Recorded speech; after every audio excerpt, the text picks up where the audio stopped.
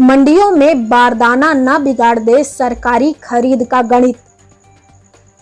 जिले की मंडियों में आगामी सप्ताह में गेहूं की आवक शुरू होने का अनुमान है। बम्पर पैदावार को देखते हुए एफसीआई ने खरीद का लक्ष्य बढ़ा दिया है, लेकिन खरीद के इंतजाम के मामले में अभी भी पूरी तैयारी नहीं हो पाई है। कुछ मंडियों में तो बारदाने की आपूर्ति करवा दी गई है, लेकिन कुछ मंडियां ऐसी हैं जहां अब तक मांग के अनुसार बारदाने की आपूर्ति नहीं हो पाई है। इस स्थिति में भविष्य में कैसे सरकारी खरीद शुरू और सुचारू रह पाएगी, यह सवाल ही बना हुआ है। किसानों को इस बात की चिंता सता रही है कि कहीं बारदाना खरीद का गणित ना बिगाड़ दे। उत्पादन की बात करें तो इस बार जिले में करीब 2,63,000 हेक्टेयर क्षेत्र में गेहूं की खेती की गई है। इसमें करीब 13 लाख मैट्रिक टन गेहूं उत्पादन की संभावना है। जिले में कुल 16 केंद्रों पर 1 अप्रैल से 15 मई तक गेहूं के समर्थन मूल्य 1975 रुपए पर खरीद की जाएगी।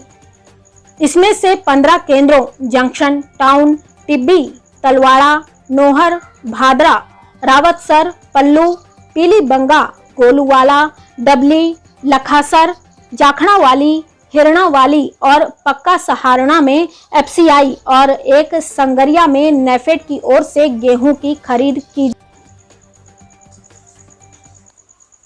तनाव इतना कि सरकारी डॉक्टर ने निगला जहर, खुदकुशी का प्रयास, मचा हड़कंप।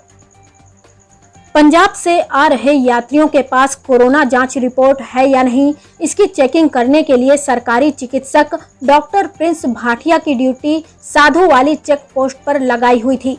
लेकिन वहां इस ड्यूटी को लेकर तनाव इतना अधिक हुआ कि इस चिकित्सक ने जहर खाकर खुदकुशी का प्रयास किया। गंभीर हालत में इस चिकित्सक को यहां राजकीय जिला चिकित्सालय की आईसीयू में भर्ती कराया गया है।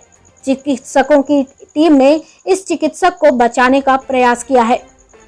डॉक्टर प्रिंस भाटिया के आत्महत्या करने की कोशिश के कदम से चिकित्सा एवं स्वास्थ्य महकमे में हड़कंप मच गया है। इस चिकित्सक को किस अधिकारी ने मानसिक रूप से परेशान किया है, इसकी जांच भी शुरू हो गई है। यह चिकित्सक शिवपुर पीएचसी में तैनात था, लेकिन पिछले दिनों जिला प्रशासन के निर्देश पर सीएमएचओ डॉक्टर गिरधारी लाल मेहरा ने कई चिकित्सकों की ड्यूटियां साधु वाली चेक पोस्ट पर कोरोना जांच के लिए लगा दी हैं। देश में कोरोना के बढ़ते आंकड़ों को लेकर राज्य सरकार ने पंजाब सहित अन्य राज्यों से आने वाले यात्रियों से कोरोना जांच रिपोर्ट के बाद ही राजस्थान सीमा में एंट्री करने के आदेश जारी किए थे।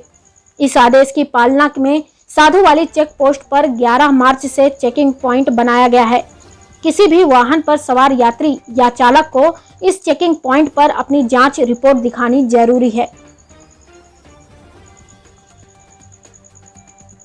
अशोक गहलोत ने पीएम मोदी को लिखा पत्र, 18 से ज्यादा उम्र के लोगों का टीकाकरण शुरू करने की मांग। राजस्थान में कोरोना के बढ़ते केसों को देखते हुए मुख्यमंत्री अशोक गहलोत सरकार अब वैक्सीनेशन को तेज करने और उसका दायरा बढ़ाने पर विचार कर रही है। मुख्यमंत्री अशोक गहलोत ने प्रधानमंत्री नरेंद्र मोदी को एक पत्र लिखकर 18 साल से ज्यादा उम्र के लोगों के लिए टीकाकरण शुरू करने की मांग की है। इसके पीछे एक बड़ा कारण अस्पतालों में आ रहे मरीजों की संख्या है। मौजूदा समय में जितने भी गंभीर मरीज भर्ती हैं, उनमें 80% से ज्यादा वे लोग हैं जिनको वैक्सीन की डोज नहीं लगी है। बीते दिनों मुख्यमंत्री ने चिकित्सा सेक्टर से जुड़े विशेषज्ञों से कोरोना को कंट्रोल करने पर चर्चा के लिए बैठक बुलाई थी। इस बैठक में सभी चिकित्सकों ने कोविड गाइडलाइन पर सख्ती बरतने के अलावा दूसरा बड़ा मुद्दा वैक्सीनेशन का उठाया था। सोशल मीडिया पर लिखा, भाजपा में कोई छोटा बड़ा नहीं होता, यहाँ सभी कार्यकर्ता हैं, कार्यकर्ता किसी पद का मोहताज नहीं।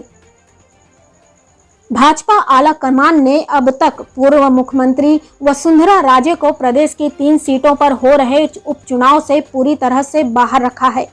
वसुंधरा ने भाजपा स्थापना दिवस पर सोशल मीडिया में पोस्ट कर कार्यकर्ताओं की आड़ में मौजूदा प्रदेश नेतृत्व पर भड़ास निकाली है। सियासी हलकों में इसकी चर्चाएं हैं। लोग राजे की इस पोस्ट के कई मायने निकाल रहे हैं। वसुंधरा ने सीधे तौर पर भाजपा स्थापना दिवस पर कार्यकर्ताओं की पार्टी में अहमियत को बताते हुए कार्यकर्ताओं को शुभकामनाएं दी हैं। अब तक हुए सियासी घटनाक्रम को जोड़ा जाए तो राजे की यह पोस्ट सीधे तौर पर भाजपा के मौजूदा प्रदेश नेतृत्व के नेताओं पर एक तरह से तंज है।